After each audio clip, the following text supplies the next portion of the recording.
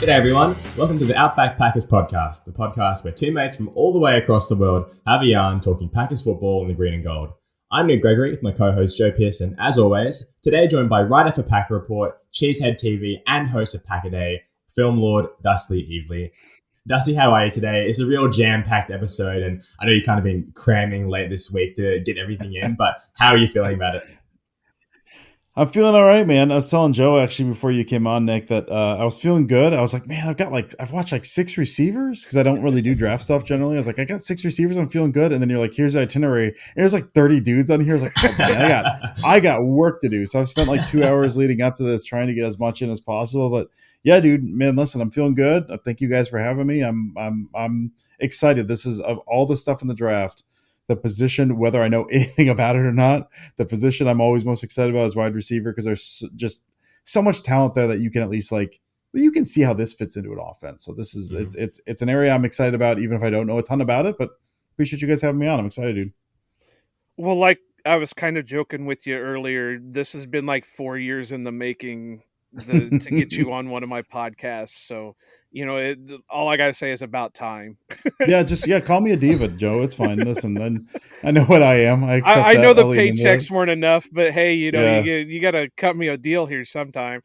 But Yeah, no, it's yeah, great. I always get paid for these appearances, Joey. That's right. That's right. The paychecks just keep rolling in, baby. Wasn't it who was it a few years ago that said, if you're not, I won't go talk to anybody for under like $100 pod. Do you remember that big thing? I forgot about that. Yeah, I can't remember who that was, and that was like what industry are you in that you're charging $100 for podcasting? Can I get in on that? That'd be awesome. But no, it's really great. I do have a question before we really get into it, because I know you do some like film breakdown of like plays in the NFL. Mhm. What's the big difference between watching like scouting evaluation a player from college to breaking down like a play in the NFL? Yeah, it's rough, dude. I mean, like, this is like the first year I've really done a ton of draft stuff, and even then, I'm not really posting much because everyone's posting stuff, and I Right. don't want to just like, here's a clip you've seen 1,000 times. But really, I mean, it is, and we talked about this a little bit. Nick, you and I know we just talked about it a bit. A lot of it is, it's kind of a what you can do versus what have you been asked to do versus what can't you do. So like some of this, like you're watching, like I was watching Quentin Johnston earlier today, and that was like okay, what's his footwork like? He's a big dude. Can he get off press? Which is an issue with the Packers receiver room right now. Yeah. Can he get off press? And then you're watching a lot of these and like, well, they're not asking him to do it. He doesn't have to. These guys are playing 8 yards off of him every single time. Like, so a lot of it is like college offenses just being different. I was watching Jalen Hyatt, and that's just like Tennessee super spread stuff. And he's on the move like every other snap, and he's under stacks, and he's spread out like legitimately at times half a yard from the sideline. Like, he's not going to do that in the NFL. Like those splits are wildly different. Offenses. One of the things I love about college, I don't do it enough. One of the things about college is so many, like the schemes are wildly different because it has to be like it's who can you get in the building and what can you do. It's not, you can't mold guys into this. It's, I've got this group of guys. What can I do? And so the offenses themselves are completely different, which means what you're asking them to do is completely different. So some of these guys, like Johnston was a guy, like I looked at I went to, I think, second game of the season. I was like, what am I doing? This doesn't tell me anything. So I went to Georgia because I know at Georgia, okay, they're going to press him. Like they're going to at least do something with him. And whether or not the production's there or not, I don't particularly care. It's what are the traits here. Right. And so that's one of the things that's a couple of things I've been trying to keep in mind is what are the traits? What has he shown he can do? Not what do I think he can do based on his size? It's what do I know he can do? And then how does that project? And then how can he be used year 1, year 2, year 3, whatever. So like Johnston, like you see some of the stuff against Georgia and you're like, okay, I see what that guy can be. Zay Flowers is a guy who like you look at him and say, okay, like he's not going to be outside. He's probably not even going to be like a slot, like immediately. You're not going to line him up a slot and get ready to go, but what can he excel at? And so that's one of the big things that I don't know how well I'm doing with it. But when I watch, I try to keep that in mind is the scheme is so different, but these traits, these handful of plays, you're looking at this stuff. What are they showing they can do? Not what do you project? What are they showing they can do? And then based on what I know of Packers, NFL offenses in general, how does that slot in and how can they play off of different skill sets in the NFL, like from year 1, and then what does it look like maybe they can grow into? So it's weird because again, you go through an entire guy's tape. We took this right before we recorded. I was looking at the Rashee Rice's tape, and it was like no one's pressing this guy. Like I don't know, like he's a guy who like I want to see what his footwork is like off the line based on what his game is like.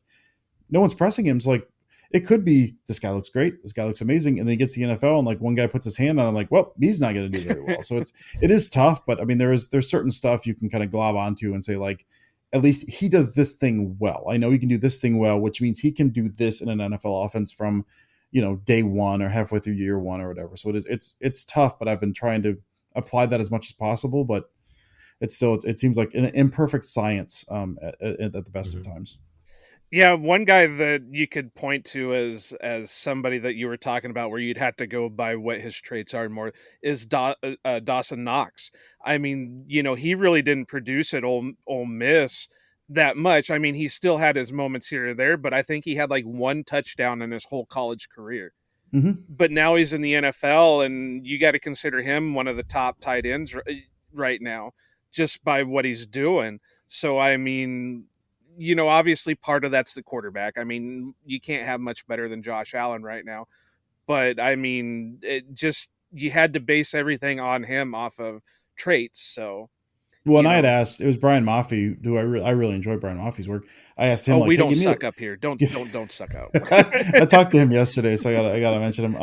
I mean, I asked him for a list of like, okay, here's some wide receivers who'll do some dirty work, some bigger guys who are not necessarily fast, but like can block a little bit. So he gave me a list of names, and so I was going through some of those, and some of these guys, and I try to keep in mind like some like Quentin Johnson, and go back to him because I just watched him, big bodied guy, and you think of like Packers offense, and Allen Lazard, who knows what's going on with Allen Lazard, but this is a guy who could like insert under the line, but based on his size and maybe like block a DN, something like that. And then you watch and you're like, well, he's like in any run play, he's the RPO guy. In any of the other stuff, like he'll do some slot stuff, but like he's doing his run blocking stuff is like he's on the periphery doing that stuff. So I don't know how you project that stuff instead of like he's a big bodied guy physically. It seems like he can, and then when you watch him like work on the perimeter, like he's a willing blocker. That's my thing with wide receivers. Like he's a willing blocker, even not necessarily a good one. And so by year 2, year 3 with that size, could you like insert him under a tight end under the line and do something like that? Potentially, but like you don't see that with a lot of these guys. So it's impossible to know for sure. You're taking swings on traits and size on a lot of this stuff. And it's rough, man. Okay, so now that I've derailed everything, Nick, why don't you lead us back to the promised land? No, it's all good. It's all good stuff. So every kind of episode here with the draft stuff, we just like to kind of assess where we're at with the team and potential free agents and maybe even like a trade or two, things like that. I think with this kind of free agency class kind of being on the weaker side as compared to past years, I mean it's kind of tough to project like one guy that we want to chase after. But I mean, as you kind of mentioned there briefly, how do we feel about bringing back Cobb and Lazard potentially? Cobb I'm all in on. Now, I mean, full disclosure, if anyone does not know, I mean, I live in Kentucky, I graduated from UK.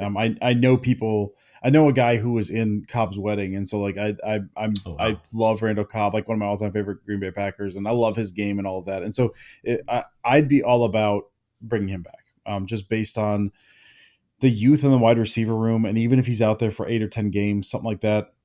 Bringing that veteran presence, he's got a very specific role. He does well. He seems like he relishes the teacher role. So I'd be all in on bringing Cobb back. Lazard is like I would love to have him back at the right price. I mean, what he like some of the language around like him talking is like, well, maybe he wants 15 to 17 million a year. And like, well, absolutely not. Like, I think he's a good player and he's valuable in Green Bay, but like for the price that he may be, and this is all free agency stuff, he may be saying 15 to 17 million and everyone's like, well, I'm not paying that. So it depends on the price tag for Lazard. Like Cobb, I think I know what the price tag would be, and yeah, I'd take him back at that. But Lazard, if he's looking for that kind of money, absolutely not. But he's a useful player, but I mean, he's also what, top end like wide receiver 3, wide receiver 2, like he's a tight end 1. That's the thing. Like they don't have a tight end room. So if you want to bring him back and say he's a tight end, like I'd be more in favor of that than he would be wide receiver at this point. I'm surprised they have never done that in the whole time he's been around, that they just said, all right, well, you're going to be a tight end. We're not going to make you do a lot of the tight end stuff, but you're still going to be our, Jimmy Graham or our, a guy like that. But, to answer Nick's question, I've said this a lot over the course of our podcast. I think the answer is going to be is Aaron Rodgers back or not?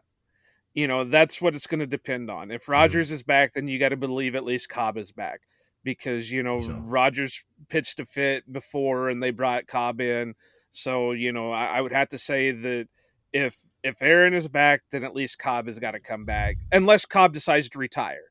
I mean, Yeah. I suppose Rodgers could, talk him out of it, say, hey, I plan on retiring in 2 years. Why don't you retire with me and we'll go out together, blah, blah, blah, whatever.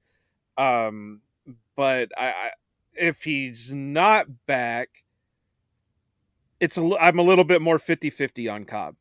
Like Dusty said, I think that they need the veteran presence in the locker room, but I also think they need a little bit more production from that veteran presence than what maybe Cobb can give because, even though Cobb's not old, I'm still older than him, so I don't want to call Cobb old. But he's definitely no spring chicken.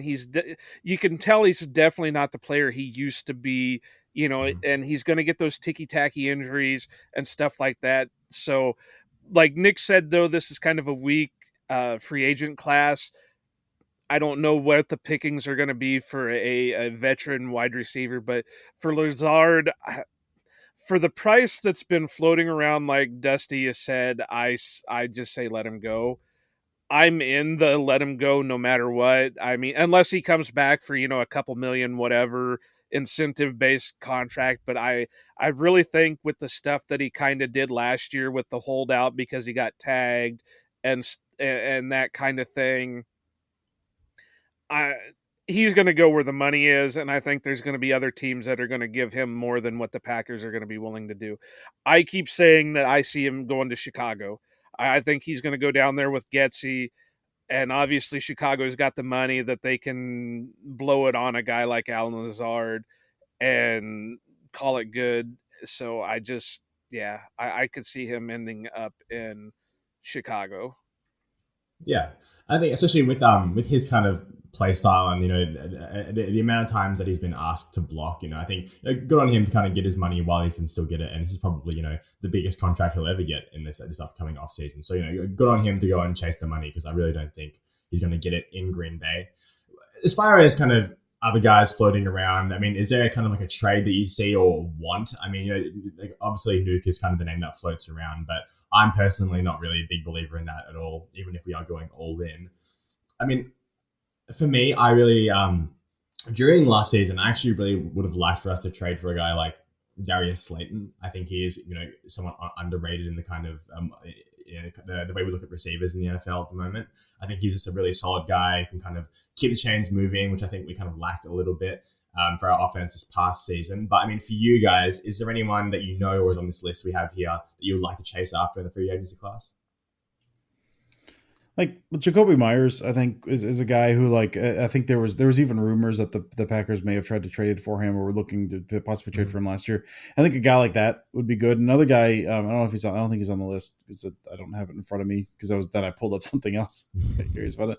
I mean, Robert Woods just got dropped, and I think he's injuries, and I don't think last year was like his greatest year, and he's probably on his way out. But if you're looking for a guy who does things that Alan Lazard does at likely a fraction of the cost that Alan Lazard is looking for, you could do a lot less than a guy like Robert Woods, who is a professional and is all in on blocking and can give you some yards if you throw in the ball. So I wouldn't mind them, depending on what the price tag is, kind of taking a run at Woods if Lazard is out. Just again, another vet in the room, kind of a guy who's willing to do the dirty work and has a proven track record is a guy that I'd be all about. I think DJ Chark as well, potentially, right? Like Chark is a guy who I wouldn't mind seeing a decent year in Detroit last year. I don't know kind of what his status is there. I know there was a kind of a 1-year deal, but he's a guy with kind of the speed he has, the skill set he has, and what he's done in the league. Pre ACL, I think is a guy that could at least give you something there. Or just any kind of person that's been in the league more than a year is something that I'm going to be like, yes, please, yes, that'd be. I'm like looking at Olamide Zaccheaus, and I was like, I don't know, man, I might take a run at Olamide Zaccheaus. Like it's just, that's where I'm at right now. If that tells you anything. I'd love to say Jacoby Myers just because on a personal note, and it's such a weird thing, is when I was playing a lot of Madden 22, he was my go-to guy because he'd catch everything that was thrown to him, and he was hard to drag down. So I love that guy. So no matter what team I would pick in Madden 22, whether I was with the Packers or I tried rebuilding another team or whatever, I always traded for Jacoby Myers because I knew he was going to be my receiver one. Really, I know there's a lot of names on the list that Nick provided us, but none of them really look appetizing, I guess is a word you could say. Jarvis Landry, I know gets brought up all the time, but there's a reason he keeps getting moved from team to team. Paris Campbell, I think we got a better version of him and Christian Watson. Same with Dorsett. Dorsett is kind of like a MVS, maybe just a little worse. I mean, like 3 or 4 years ago, this would have been a red hot list. Right. The only reason I don't want Scotty Miller is because I know, like, every other game they're going to be like, here's this clip of when Scotty Miller beat the Packers, and now he's with the Packers. And I just don't want to see that. Like, right. I'm good. Keep him away from the Packers just to keep that clip away from me. The one name that I'm going to bring up, and Nick and one of our other co-hosts poo-pooed all over this at one time that I brought it up. But I keep seeing his name as a potential cap casualty, and that's maybe Adam Thielen. I know he doesn't maybe have as much as you would like in him, but he would still be that veteran presence. And it would be about time that the Packers steal somebody from Minnesota like they like to take our guys. I think I'm Team Nick. I not watched enough of him last year. That man looks like he's running a quicksand, man. I think that man's done. Like done. Yeah, well, I mean, you figure anybody that they pick up as a veteran isn't going to be, relied on as receiver one. Sure. You're going to have Watson and you're going to have Dobbs. Sorry, I keep fucking that one up. And Torrey, you sure hope they get Torrey involved. Again, that's going to be the whole Rodgers thing. I figure if Love's starting, he's going to try pushing it to whoever he thinks is out there, but Rodgers is still going to pick, oh, I like this guy, I don't like this guy, whatever, blah, blah, blah.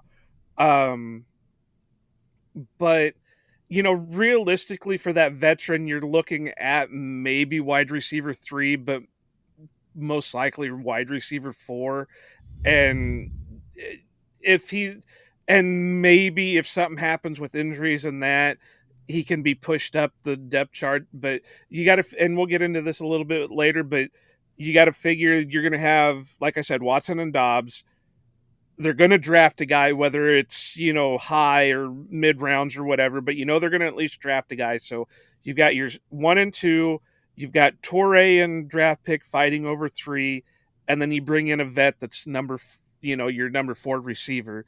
And, I just think that even though he's not what he used to be, he still could be that veteran presence in the locker room and provide, maybe a little bit of a boost on the field, especially if they do go with Jordan Love and he's going to need that help with the veteran wide receiver. I know. Yeah. I'm in the minority here. Yeah, I think I would just prefer. Because Paris Campbell's issue is just he can't stay healthy. But like when he's healthy, I'd prefer like the potential what Paris Campbell could give you.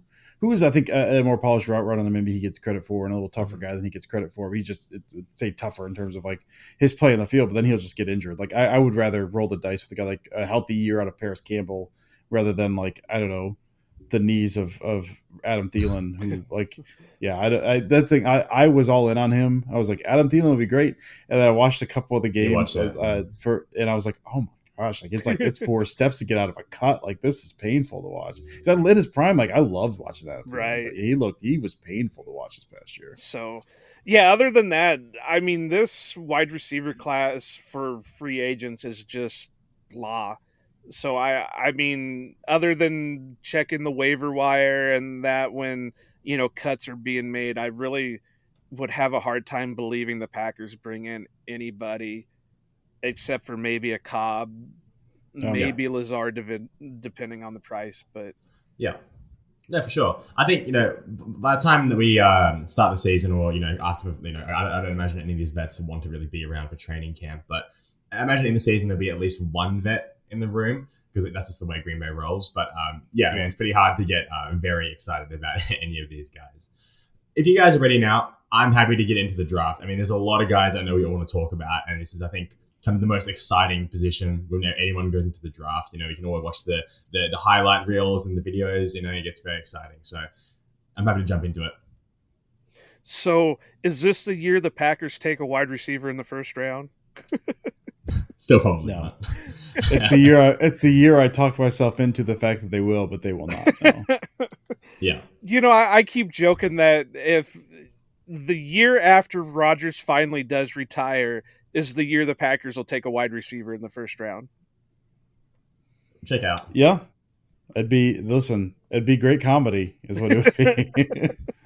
So I think it's just really interesting, I kind of like, especially with Brian, he made a really fantastic article a little while ago breaking down specifically where the Packers' thresholds have historically been, regarding Thompson and even Gutekunst slightly changing a little bit. And, it really actually kind of narrowed down the search of players that I wanted to look at here in the receiver room, because especially this year, kind of elite size comes at a premium. A lot of the really, really like skilled guys, really talented guys, even the guys at the top of the class, are not really that big. And a lot of the guys like someone like Tank Dell, I mean, he's probably going to be just under 165, and that's like a pretty hard sell for any team, let alone the Packers, who basically exclusively draft like 6'2", 200-pound plus guys. So that really kind of narrowed down my search, and that's kind of the biggest reason why I think they won't draft anyone in day one except maybe Quentin Johnston. But I mean, who are kind of the premium blue chip receivers in this class you would like them or be happy with them drafting in the first round? For me, if it was Johnston, really, I think Johnston and Addison are the two guys who, if they drafted them round one, was like, yes, absolutely. Because the rest of them are like Smith Najigba, I'm blanking on, like, I'm very bad at his last name. Like he seems like he's fine. Like, that's a guy that maybe could contribute day one. I've seen like him at 15 potentially. I wouldn't want him before round two. I don't think. I think there's certain limitations on what he can do that I wouldn't want him. And like a guy like Zay Flowers or even like Josh Downs, I've seen, like, I think those guys have like a certain role, but like round one, I don't like. So I think round one for me is like Hyatt's a guy I could see, like, I could talk myself into that because that guy's super fast. You can see what his role would be. But I think for me, it's Johnston or Addison in round one, and then everyone else is, if they're not there in round two, like, it's not going to bother me that much. But those are my two guys who I'd be all in on for day one. For day one, I don't know. I really, it's hard to, I know I keep saying this in all our draft previews, but I have a hard time putting players, draft rounds on players, because it can go weird. I did watch Hyatt. I did like him. He's definitely going to be a fun guy in the NFL. Johnston, I did watch a little bit of. I didn't get too much out of him. I don't mean I didn't get too much out. I didn't watch too much of him. Now I'll bring it up since you guys kind of mentioned him, and I have my draft notes here on Johnston. I said he had good size. He seemed to have good long speed, but it seemed to take him a while to get up to that long speed. He didn't look like he had that explosiveness off the line, but once he got the ball in his hands and he moved, he was going, he seemed like he was hard to stop. I did notice some drop stuff, but that could be just concentration drops, so that can be worked on. I didn't think he had too much wiggle in the, he's not going to be a shifty guy. And I know this has been brought up a lot with him, but I didn't think he was going to be the best blocker. And that's one thing the Packers definitely look at their wide receiver position is a blocker. Addison, I loved Addison. I just think and this could be something that I think we talked with, I talked with Jason Perrone about with the cornerbacks, that Addison has like a slight frame to him. He's a tall guy, but he's real thin. but you're also seeing corners starting to come up like that, where they're tall, but they're thin. So I don't think they can put on more body mass without it hurting them.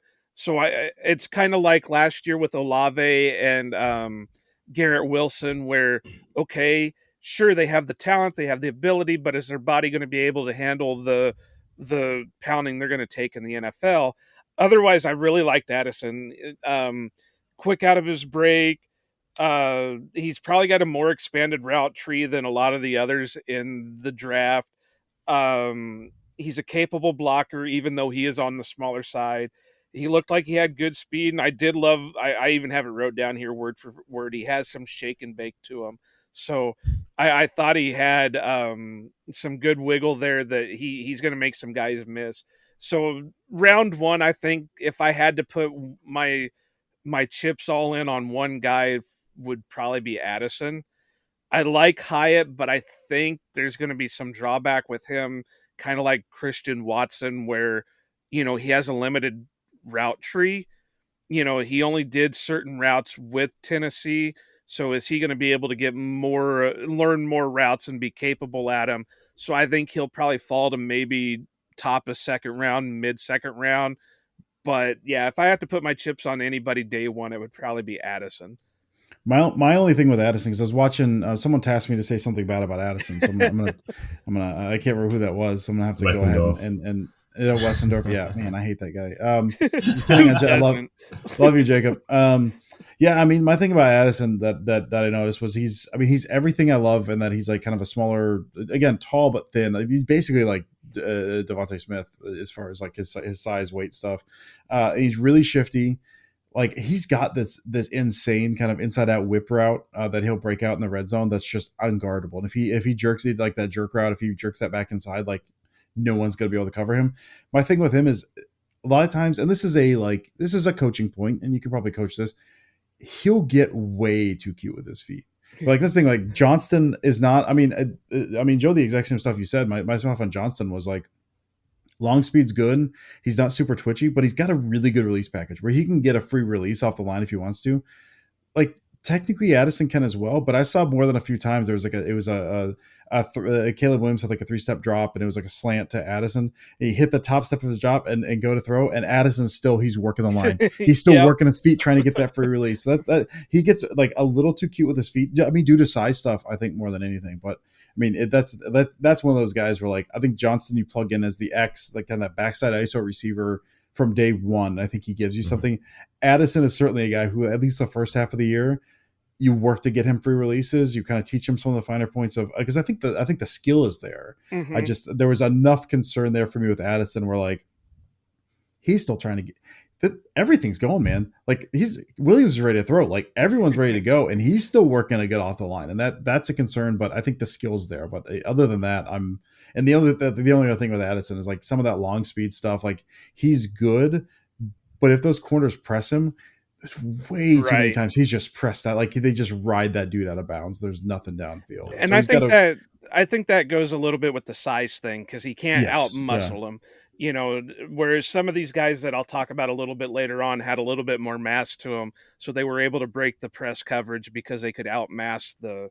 And that's also you can mitigate some of that with like tempo of release. Yeah. Like if you can get off the line cleanly and then kind of use your speed to look like you're throttling down and then speed up, like you can create that way. He's not there yet, but I think the skill set is there. That again, if they took Addison at like 15, I would lose my absolute mind. And I don't think he has like tremendous speed. I don't think he's going to go out there and run like a 4.2 fast enough. Yeah. But yeah, he's got capable speed. Yeah. So Nick, what about you? Who are you putting your chips behind if you were to say a first round pick? Yeah. Well, I'm glad Dusty made the comp to Devontae Smith, because that's basically exactly what I saw with Jordan Addison, and so much of the similar kind of it's like he can produce and he can win in the NFL, but only as long as people don't get they get their hands on him, right? It's that kind of thing. I think he's like a very high end number 2. Yeah, look, I mean, day one, I know this is Dusty was kind of disappointed when he watched him, but JSN is kind of my guy that I would really like on day one.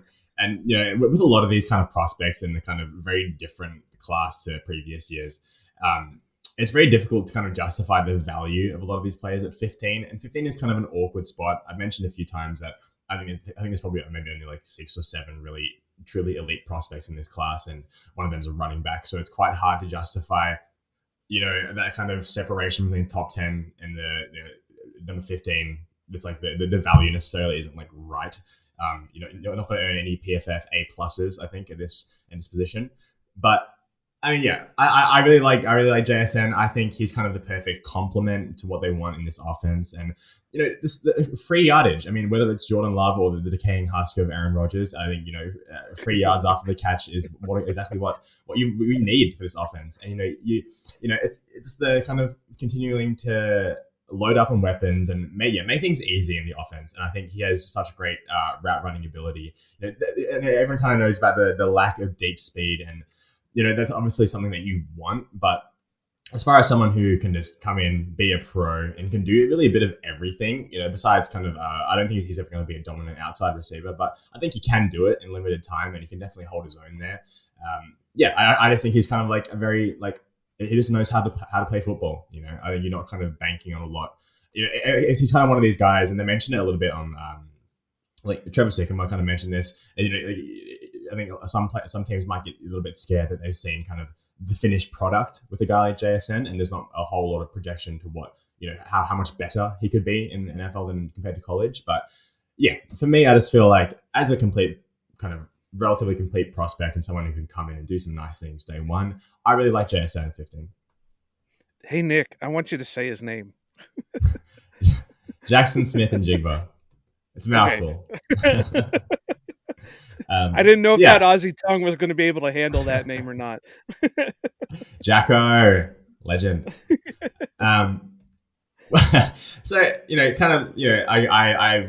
think we all kind of know that there's a big cluster of kind of these day 2 guys and across multiple different positions, and I think it's kind of a pick your poison. What you really are looking for in an individual player. I mean, how do you think the Packers could chase wide receiver in the second and third round here? Oh, I got one that I if I were to have to, if it was going to be me putting the grade on or a round designation on a guy, I'm going to go with the Ole Miss wide receiver Jonathan Mingo. I love this guy. He's got a big frame. Yeah, that's what but like I said, I always put the disclaimer, I don't put round grades on these guys because I just don't know. Sometimes the guy that I think might go higher won't get taken at all, etc. So, but yeah. I just saw a lot out of him that I really liked. He has a big frame. I thought he was a good blocker. He had a good release. He seemed like he had good speed. He was busting out some deep catches. Good hands catcher. It wasn't a lot of body stuff. He was actually, you could see him using his hands to make the catch. I have it wrote here that it seems like he could be a legit downfield threat. He has some shiftiness to him, but it's not major. He's going to be more of a physical receiver than a shifty receiver. But I really liked what I saw, and he had some tremendous catches out on the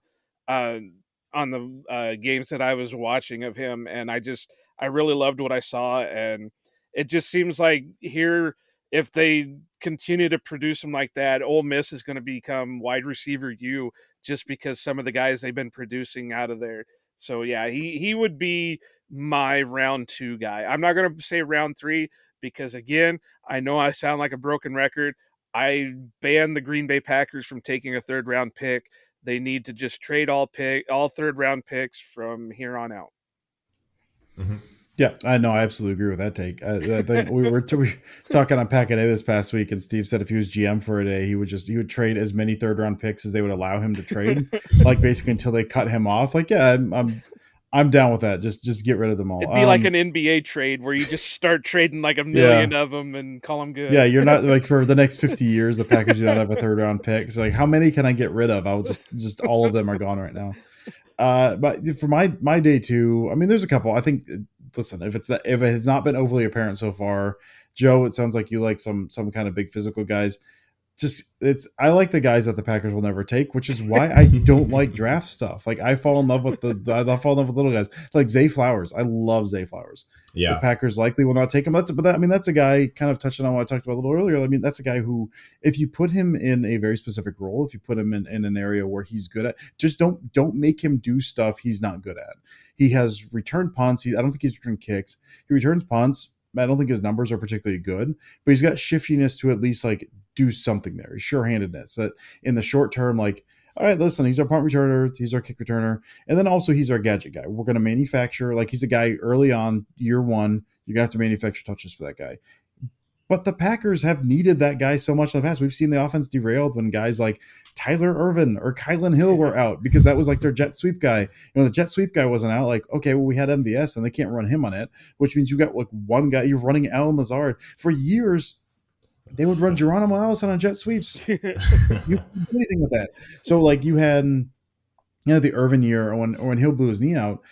Like there's so much they just had limited speed. I think they're kind of building off of that now. But when you did the jet sweep guy was like, if you ran Christian Watson out this past year, like you can do that, but then you lose the threat of the downfield speed. You kind of lose like you want to stretch horizontally and vertically, and you're losing the vertical stretch there because you're burning your guy on the jet sweep stuff. So they've shown this offense needs a jet sweep guy, and if your dedicated jet sweep guy in his rookie year is Zay Flowers, and you're manufacturing a handful of touches for him, and the way they run their RPO game with those bubble RPOs, we're going to get the ball in his hands 3 or 4 times a game, and he's going to be a punt returner. Man, on day 2, I'd absolutely take that because that when the ball in his hands, that guy is absolutely electric. Because that's my thing with him. If you don't line him up on the slot, don't get him pressed, don't line him outside. It's a very specific role. It's limited touches, it's limited snaps, and he's your returner. I think Zay Flowers could be something amazing, and so I'm a day 2 a guy like that. I'm absolutely taking a swing on that. The other guy would be, what's his last name? Andre Yeshivas. Yeah, Yeshivas. Yeah. Good Lord. Like that's a guy who could be a monster. Like he's got the size, he's got speed, he's got good hands. Oh my gosh. Like you can squint and see it. I think there's a lot of raw talent there that's not refined yet. That's a guy who like early on is big man run fast is basically his role. But if he blossoms, like that's another guy like day 2, that's traits and a guy that has a very specific role early. I'm absolutely taking a swing on a guy like that. I'm sorry to steal your guy, Nick. I do apologize. No, well, the more the better. I'm going to correct you on something, Dusty. Sure.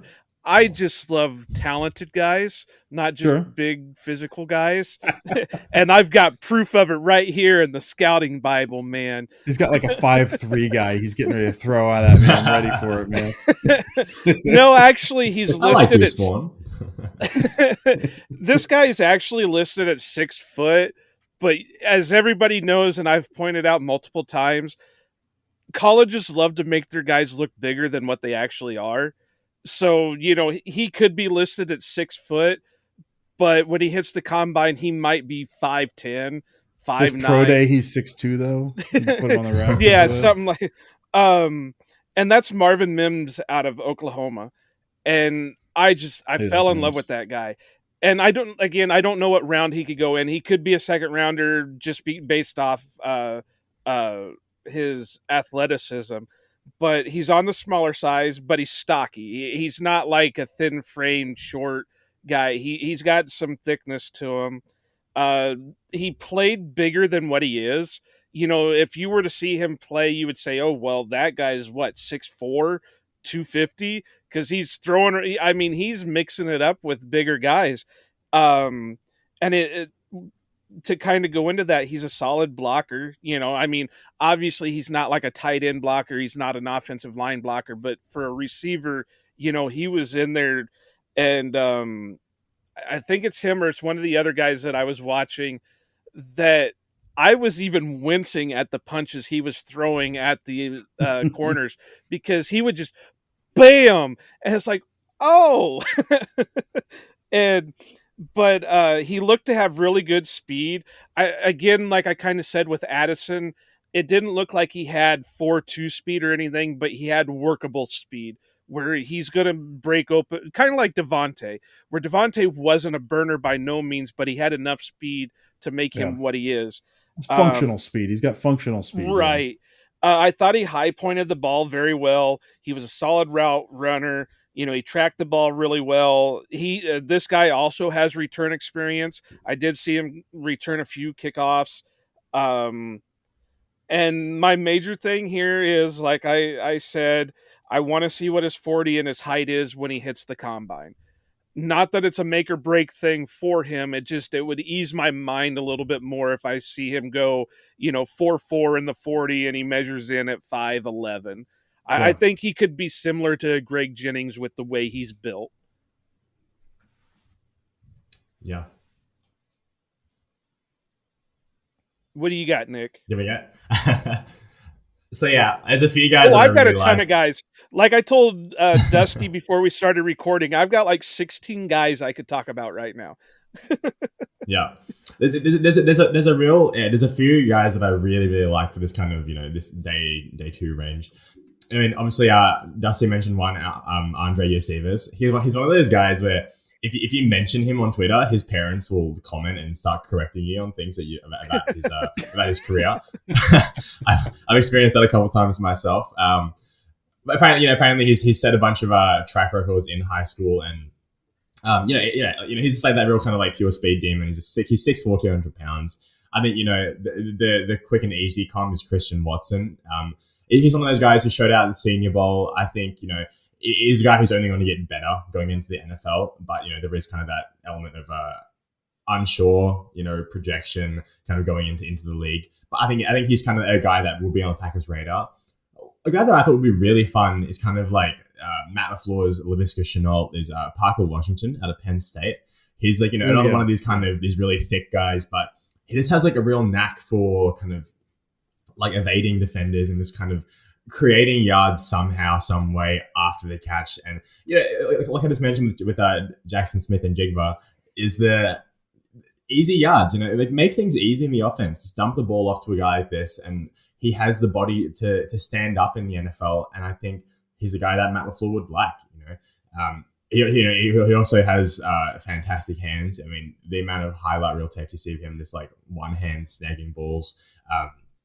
It's kind of like, especially with, I think we had the second highest drop rate in the league last year. Yeah. It's a nice touch. Thanks for bringing that up, Nick. Yeah, I mean, it's nice to have someone who can actually catch the ball for once. The last guy that I want to mention who it's hard to say if he's going to, I think he might go a little bit later purely due to athletic limitations, but one of these guys who just knows how to play receiver very well is Xavier Hutchinson at Iowa State. Super productive in college, obviously. But, I think he kind of lacks that, ultra dynamism, super deep speed, whatever you want to call it. But, he has a great frame, the 6'3", 210 pounds. Really, really great ability to kind of track the ball and work through not ideal situations. Let's call it contested catch situations. He has a real skill for making the tough catches look easy. It's kind of what I wrote here. I love his release package, even as a college player, and he's just a really savvy, smart route runner. You kind of see examples when he plays to like worse teams. He's almost kind of like toying with the defenders and kind of going a little bit over the top, almost like kind of like Zay Flowers. I think is a very cocky route runner. You might call him. He's like very he just, if he knows that he can beat you, he will just play with you. And he definitely toasted his fair share of corners in college. But those are my kind of guys. Quick flurry there. I don't like him. He's a cyclone.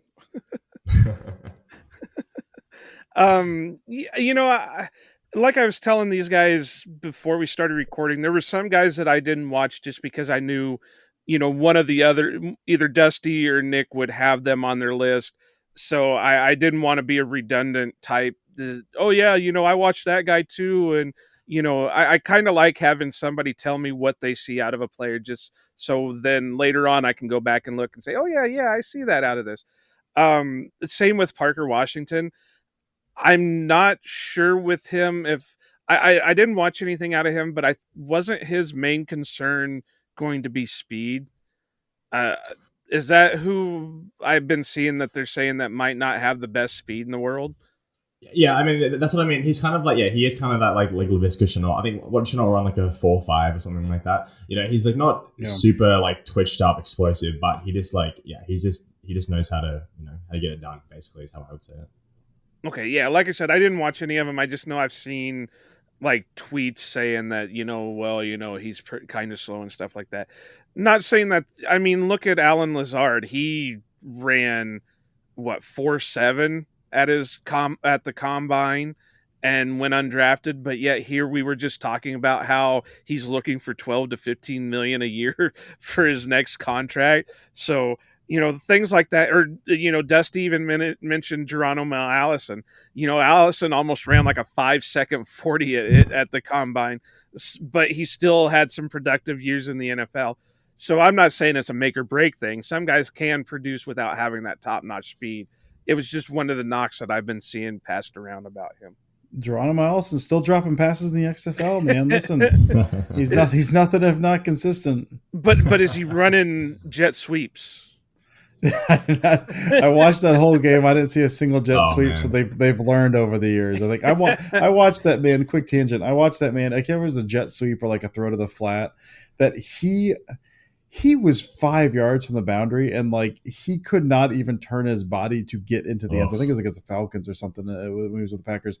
Like he ran out of bounds. He drifted out of bounds because he could not catch the ball and then turn with 5 yards and get up. It was an easy touchdown, and he just like it was like the NBA 2K stuff where like you don't have the stuff quite right, and the guy just kind of drifts out of bounds. Yeah. That was Geronimo Allison on jet sweep. So that's forever etched into my mind.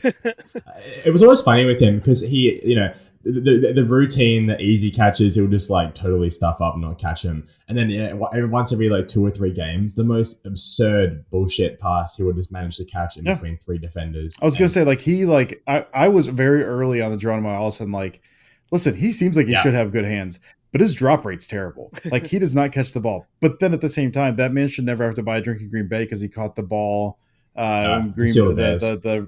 The Rodgers my knee game, just that ball that was dropped in a bucket. So that play stands out. Like he made plays, but he was not a good player. But he certainly made his fair share of plays. Hey, for whatever reason, the Packers seem to have always find at least one of those guys every year, where you don't know where they came from, you don't know how they made the team, but they get out there and they play meaningful snaps and make at least 1 or 2, catches that just make you go, wow.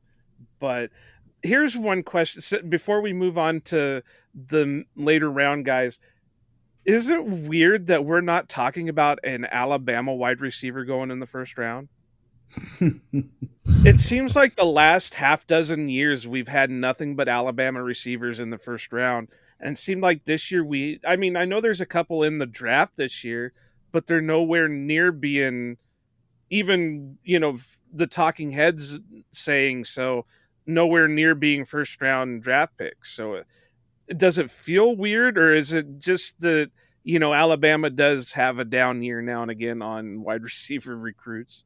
I mean, they had a run, dude, where it was just like they passing through 2 a year first round. So yeah, it is a little bizarre, but yeah, you figure they'll probably reload. But I had not thought of that, but it is a little bizarre that we're not talking about those. Like one of the top 2 to 3 guys is an Alabama wide receiver. It is a little strange.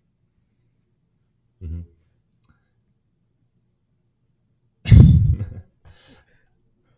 All right, I want to start the day 3 thing here. You guys, open up the day 1 and day 2. My guy here, who I kind of at knife point forced Dusty to watch right before the show, Puka Nacua out of BYU. You can see the first line of my notes is it's verified #dog. I think he's just like the epitome of kind of like, the whole reason why they drafted Josiah DeGuara was because he like ran all the way back on that intercepted pass and made the tackle, right? It's kind of like, that's kind of the whole like mentality that I think really embodies Puka's game. I think he's, again, one of these guys is potentially like physically limited at the very high end, but everything that was kind of within his control, I think he did like an exceptional job at. Like A+ character guy. I mean, people in the locker room kind of rave about what an amazing teammate he is, and like you really see it. He's one of those guys who's always looking for extra work. He loves to block and he's good at it. he's a smart player. I think he's a decent route runner. I can definitely use some more work, and he's not like super quick to just beat guys with his athleticism. But again, it's another guy who knows how to play the position. I think he's they use him on a few of these kind of gadgety things, and I believe he has return experience as well. But again, really he can catch the ball and track the ball well. He can do a bit of everything, and I don't imagine he'll be doing heaps of stuff on the outside. But as as a later round player, that I think Matt LaFleur will be all over. I just think he has an immediate role on this team, and he'll if nothing else, he'll be a fantastic special teamer. Oh, you don't have to sell me on Puka. I love that kid. I have a few notes on him. He seemed to be quick off the line. They did use him as kind of a gadget guy. He might not be the smoothest route runner, but he's capable. He definitely was a blocker. His speed seemed all right, but I kind of question it just a little bit. And I wrote here he catches almost everything that's thrown to him. There were he had some of the most amazing catches against Boise State that I've ever seen. And that's weird, being that I watch more professional games than I do college games. And I'm saying this college kid is making better catches than, stuff I've seen in the pros. Just because, you also got to put that on the quarterback too, because he was putting it in the right place where he knew Puka could go for it. But it was just, I think there was one catch he made was similar to the Jared Cook against Dallas game. And I thought I was dreaming. Let's just put it that way. But no, I really love the kid. He is probably going to be a later round guy just because he's not from a big school, and he is going to have some limitations on him. But I think if he can put it together and get with the right team, I think he could be a solid receiver for a long time in the NFL. Yeah, my first note on him was like, this guy looks like he's 5'10". And then my follow-up note was he is in fact 6'2". And I think part of that is, I mean, we talked about that beforehand. Part of it is he's got that kind of that kind of squat stance where he's very kind of squatted down, so he looks shorter. But I think, and I'm going to say this, I don't think it's a bad thing even if it sounds like that. He plays like a smaller player. He plays like it's weird because he plays like he's got the game of a 5'10" guy, but without the quickness. Where he is kind of like a bowling ball. He's a very kind of stocky guy. Like you said, one of my other notes I have on him is like, he does not have breakaway speed. Right. They use him as a gadget guy. He does not have breakaway speed, but he seems to understand like leverage and angles when he's kind of setting up a guy on the outside. He's setting up a route. When he's in space, he's not going to kill you. What got me with him was I watched Zay Flowers and I watched Puka, and I was like, they're not playing the same sport. These are not doing the same thing at all. But you'd watch them do like, where Zay Flowers is catching the ball in the middle of the field and he's reversing and he's making a guy like, cry in the middle of the field as he jukes him out of his boots and takes it. Puka does more of like, again, he allows his blocks to set up if there's something downfield. He's setting up a guy. He operates in the blind spot a little bit. He's, does that cut inside and gets the guy turned a little bit. Then he cuts back outside. It's a little more subtlety to his game because it has to be just because of physical limitations. But he does seem like he understands for I'd say, again, the physical limitations. But I think from what I've seen, it seems to make the most out of those physical limitations. He knows how to work within the margins that he needs to work in. I think it's almost the same thing for me. It was like JSN, where like he gets the most out of what he has, and what he has, like the ceiling on what he's going to be as a player is based purely on his physical limitations, which sucks because you can't go beyond those. Like it's not suddenly like, oh, well, this guy's suddenly going to be 4.3. Like he can't, but that's still a useful player. So yeah, I think for a day 3 guy, like a guy like Puka could come in, do some stuff right away. And certainly like if you teach him something, he's going to want to learn and get as much out of what he can as he can, would be good. He's not going to blow you away. I don't think he's going to be, he's not wide receiver 2, but if he's your wide receiver 4, wide receiver 5, like you can do a whole lot worse than that. So for a day 3 guy, I know I talked with Brian Maffey earlier. He told me to watch Keelan Stokes, and between Puka and Keelan Stokes, I'd rather have Puka. I mean, Keelan Stokes, I think I mentioned to you guys, like Keelan Stokes is like, Brian. He only runs 4.7. Like that's all. He's a 4.7, 4.8 guy. He can't run slower. He can't run faster. There's no throttle up or down on the routes. He he's perfectly fine. He will just run, and it looks like he's jogging, and he'll get what he can get, and then he will fall down.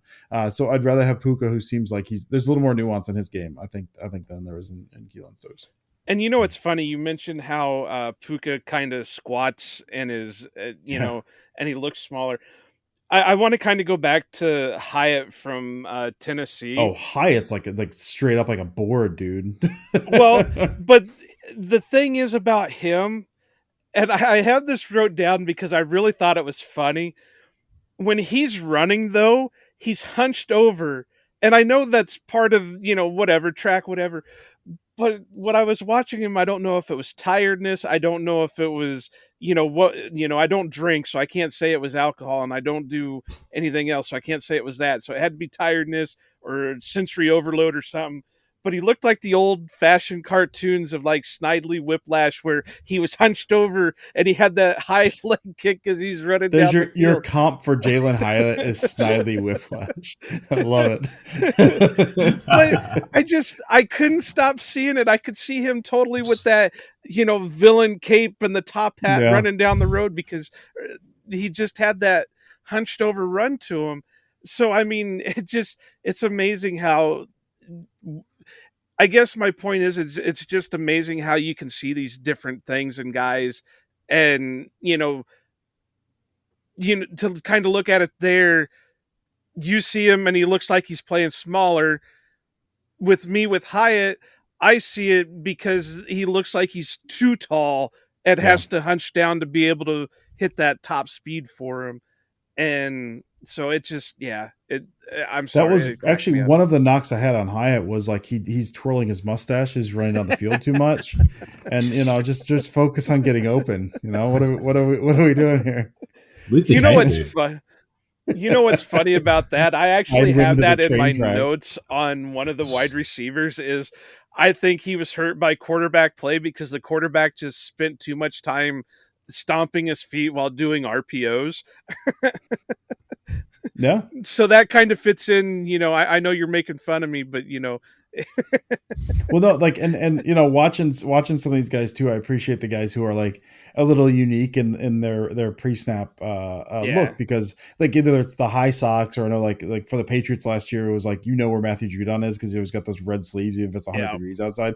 Like Hyatt was like, because the guy next to him was always in that squat stance. Hyatt was standing up like Rashawn Salam, man. Like he was like every ounce of his body was like as tall as he could possibly get. Like, okay, I know where Hyatt is because he's the guy who's the tallest looking man on the screen. And I appreciate that in his pre-snap stance. It helped me pick him out pretty easily. But one guy, and I'm going to bring him up since I just kind of mentioned him as a late round guy. Let me open to the right page here. I've got too many of this stuff. Diary. That's pretty much what it is, man. I have like 16 different players of notes. Is Elijah Higgins out of Stanford? Yeah. And I think he got hurt by quarterback play, because when you sit there and watch the all 22 of his games, the quarterback was trying to do an RPO, but him and the running back were just standing there dancing before the quarterback would make a decision. Yeah, they've got that slow mesh RPO stuff in Stanford is real weird to watch. Yeah, and it just was like, really, but he looked like he had a bigger frame. He looked like he had good speed off the line, little bit of shift, decent hands catcher. He did have the occasional concentration drop, but a lot of times that can be worked out. And then my big thing here is wonder how much better he'd have been in a better system. Not dealing with this extended RPO type thing, put him in, a USC system, or, even send him down to Ole Miss or whatever. And then I did say that he was a pretty physical wide receiver. But as a mid to late round guy, I mean, I'd take a flyer on him.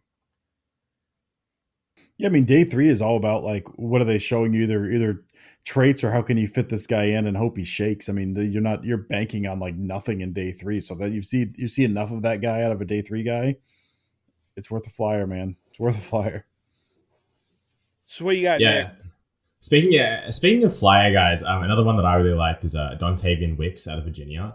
I think he's kind of like almost like your MVS 2.0 kind of guy. But he definitely has like that kind of Green Bay frame. A little bit tight in the hips, I think, but he does know how to get open at the line. He has a decent release package.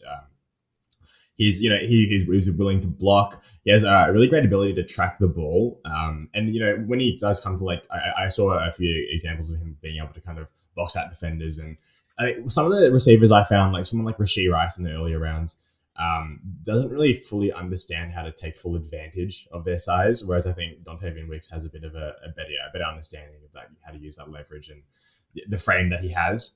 But yeah, I expect him to test rather well in the 40, maybe like low 4.4s kind of thing or high 4.3. And if you just have another guy who can help open up the offense for you.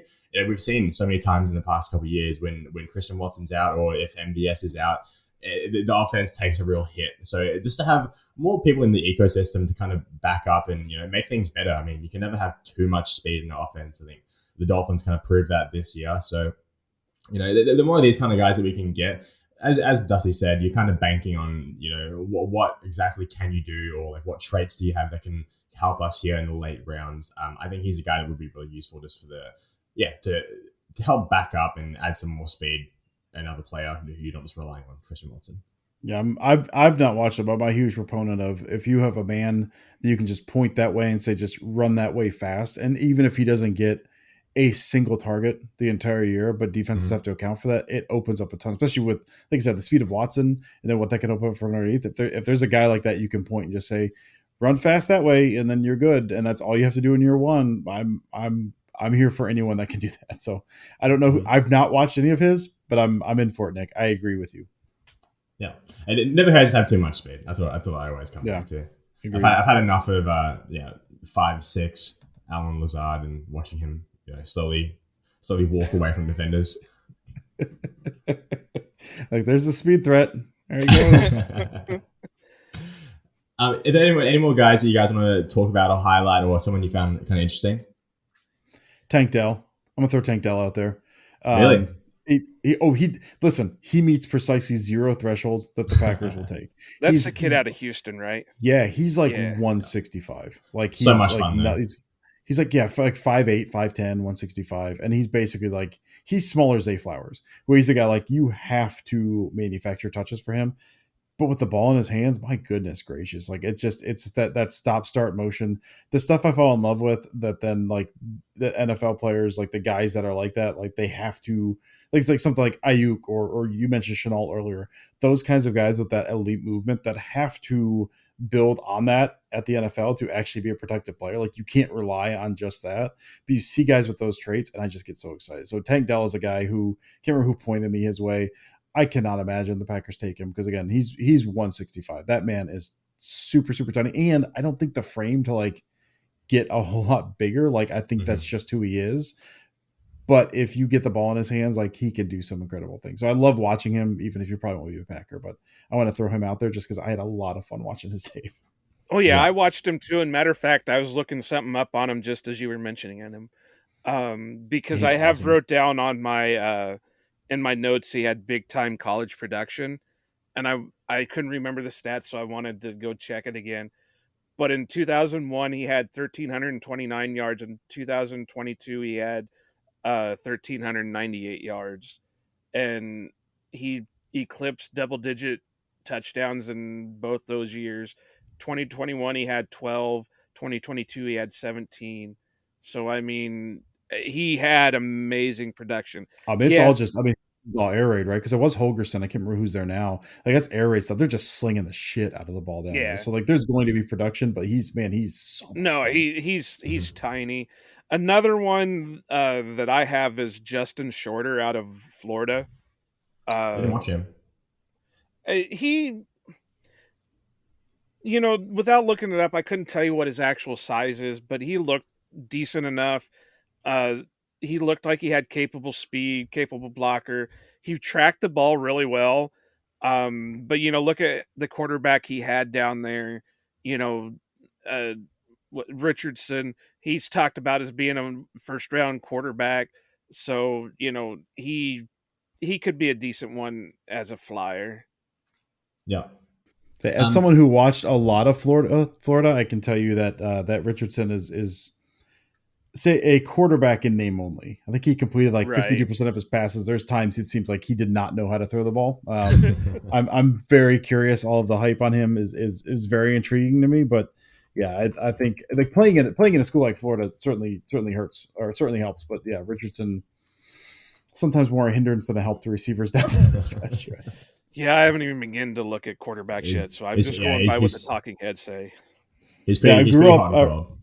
Yeah, I was living in Florida when I was a kid, so I grew up a Florida Gators fan, and I graduated from UK. And so the two big quarterbacks this year I watched a ton of because I still keep up with those teams was Richardson and Levis. I mentioned something about this earlier. Like we're not talking about quarterbacks here, but I watched those guys just on Saturdays. I've done no in depth stuff on them, and like all the hype, like first round picks, like I did not see a single thing on those guys. Where like I'd feel good about that pick if I was a team looking for a quarterback. Like it's traits, man. It's all traits with those guys. Yeah, yeah. One of the other guys I kind of just want to talk about briefly is Cedric Tillman. I think out of Tennessee. I think he's kind of I think the way I would phrase it, he's kind of repentance for not drafting T. Higgins. He's like a very good contested catch receiver. I don't think he's necessarily a blazer by any means, but I think he will test decently well. Yeah, there's fantastic ability just to get open, and I think he kind of lives on that like NFL open, and I think when he gets to the league, I think he has the frame to continue to do that. I think he is a good route runner. I think he's a little bit underrated. I believe he had issues staying healthy and things like that. I think that's kind of what hurts his stock, and also playing next to Jalen Hyatt, a lot of the attention gets focused away from him. But I loved him, and I loved him a hell of a lot more than Rashee Rice at SMU. Yeah, I think Tillman is really great, and again the whole size thing with Green Bay, I think that's another thing that another player that I think they could be all over. There's a few players that I was kind of excited to watch based on like what I'd heard about them previously. I think guys like A.T. Perry and like I just mentioned Rashee Rice, but I kind of find those guys a little bit disappointing.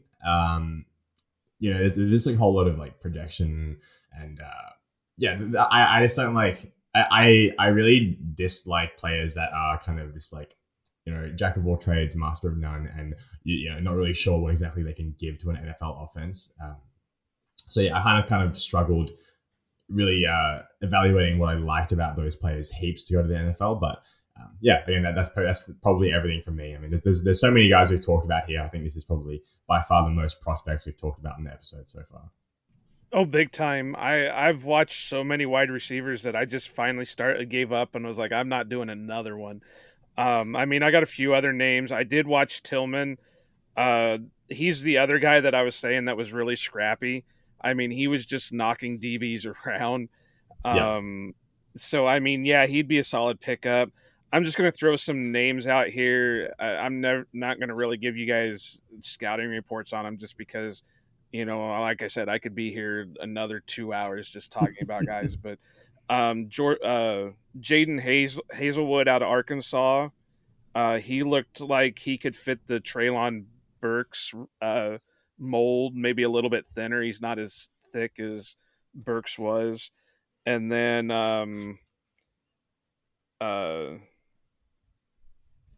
I've got Malik Heath here. He's another one out of Ole Miss, but I wasn't too keen on him. I feel like I always talk about guys that I like, and I should throw in one guy that I really didn't like watching, and that's probably Malik Heath. I said he looked like he had good speed. He was more of a body catcher. I said I wish he was more physical, and then it seemed like he only played half-hearted. It looked like he had way more talent and way more ability than what he actually was showing. So I don't know what he was holding back for, or maybe he didn't know how to use his ability. But yeah, that guy I definitely was not too keen on. Honestly, I felt that way about Hyatt to some extent. Just to the point where, like, if the play was going to the other side, it seemed like he gave up real quick. Yeah. Kind of like not like he gave effort when he needed to, but there's certainly times even with Hyatt. I know we're not talking about Hyatt, but like before they give like a broken play, was like he was not quick to kind of get back into the quarterback scrambling because he already kind of mentally checked out of the play like 2 seconds earlier. And that's what I was kind of seeing with Heath. And then there were times like when he was running a route on a passing play, he was only going like half speed.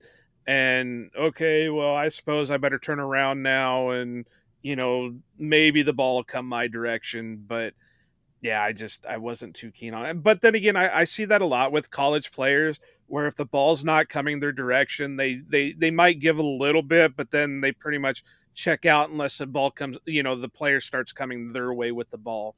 Then they might throw a block here or there. But yeah, it's completely different when they hit the NFL.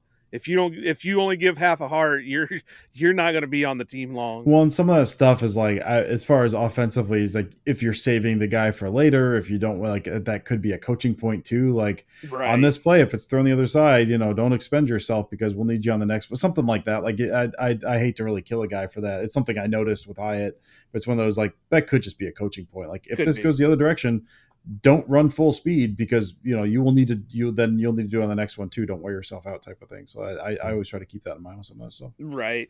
Just sometimes when they overdo it, it kind of sinks in your head. Like, okay, well, is he not giving all the effort because he doesn't have the ability to give all effort? Yeah. Or does he just not care?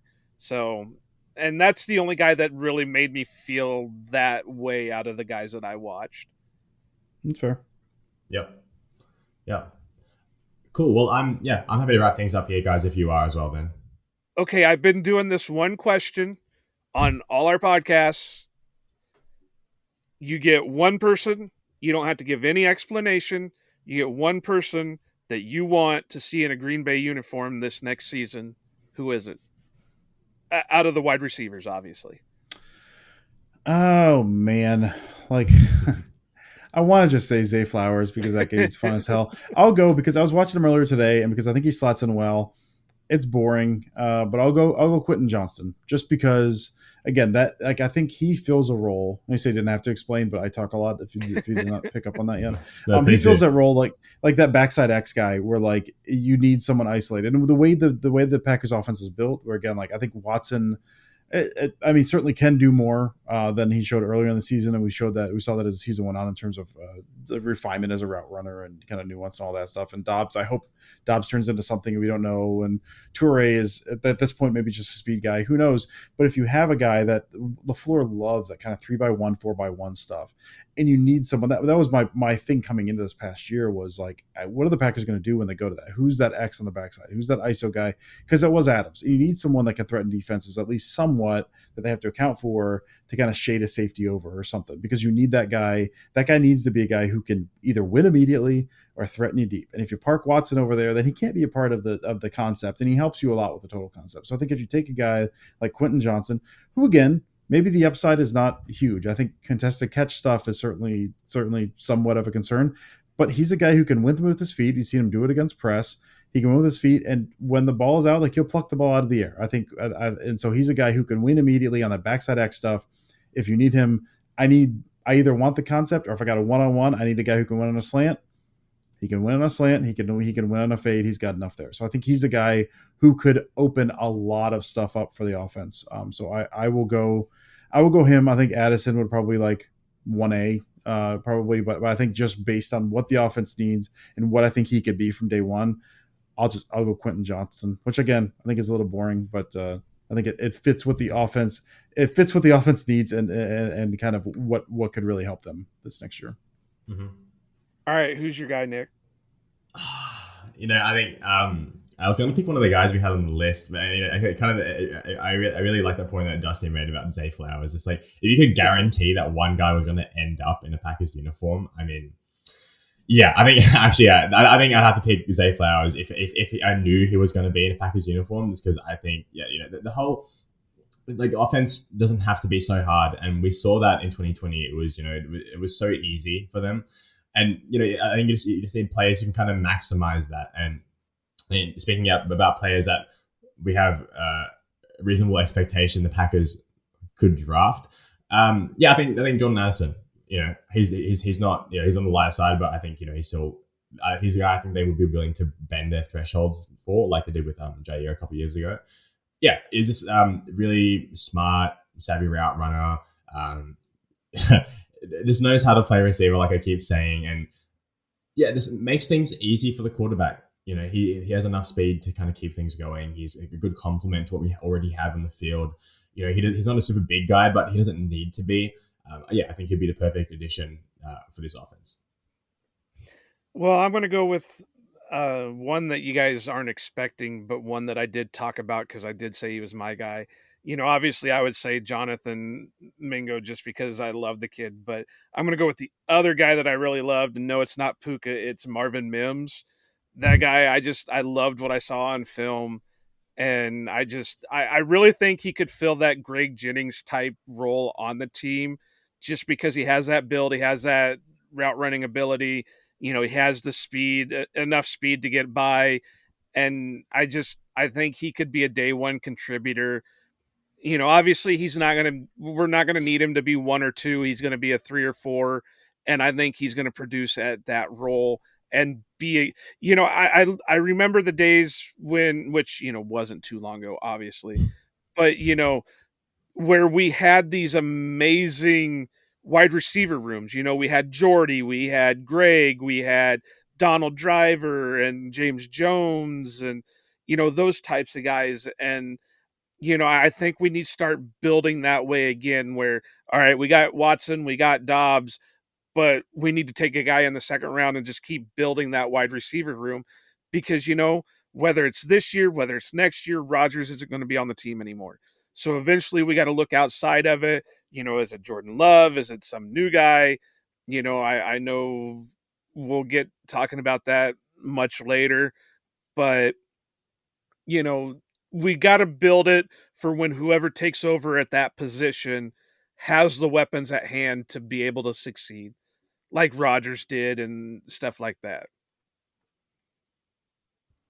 Yeah. And I think the last thing I want to say before you hit the outro here is that we are recording this before the combine. I think like 1 day out from the combine starting. So by the time that we actually hit the draft, I imagine our rankings and thoughts on a lot of these players will be quite different. So yeah, I guess we kind of keep that in mind when we look back on this. And if you guys do want to watch the combine, especially for the running backs, because I think I just read that Jamal Williams and Aaron Jones are going to be there and doing commentary for the running back group. Awesome. Yeah, awesome. Dusty, is there anything that you want to plug before we finish up here?